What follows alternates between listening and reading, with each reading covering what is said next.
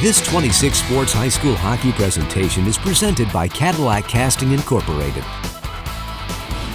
And welcome back to the WEX, where the Cadillac Vikings have taken a 9-1 Mercy rule shellacking, unfortunately, no other way to put that, to the Saginaw Heritage Hawks, a team that we knew coming in would be tough, Morris, and they definitely lived up to their billing. You know, I'll tell you what, I'd like to think we underestimated their ability. You know, we want the home team to win, there's no doubt about it.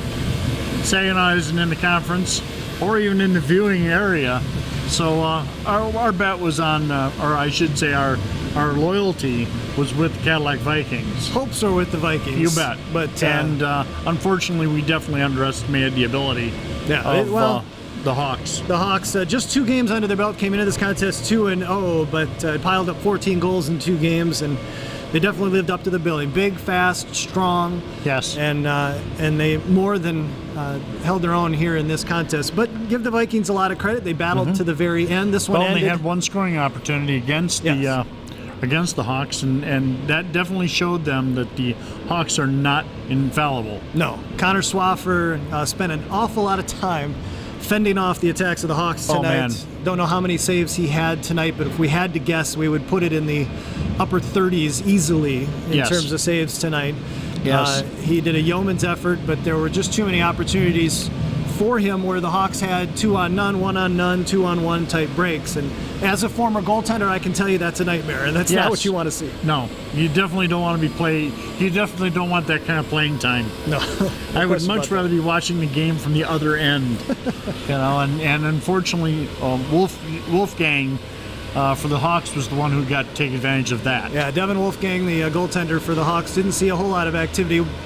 The first period ended 2-0, but it was 3-1 after Alex Leotard found the back of the goal from Watkins and Gussert, if I remember correctly.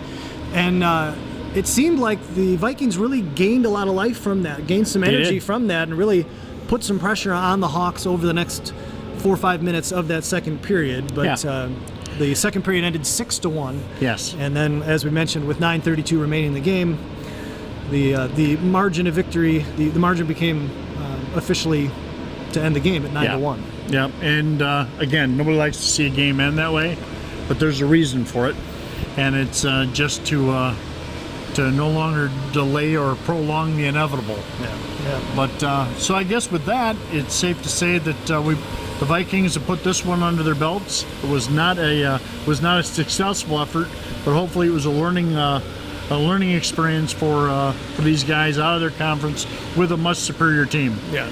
Vikings are young. They will come back and they will reign supreme because of this. Yep, I'm sure head coach Scott Graham will take something away from this, and they will definitely learn from it. Well, I believe, if I'm not mistaken, that this does it for the Vikings until the new year. I think they come back January 6th. They'll host Traverse City West here at the WEX, get back into Big North action and familiar foes, and see what they can do from there. We want to thank Cadillac Casting Incorporated for their support, sponsorship of this broadcast tonight. We want to make sure we also thank our director, Madam Director, Hannah Crouch, and our cameraman, Dakota Pike, Rain Johnson Hill, and Wyatt Van Dynen. Any final thoughts, Morris? No, just folks have a Merry Christmas and a safe and happy New Year. Absolutely. You've been watching High School Hockey Game of the Week on My News 26 Sports.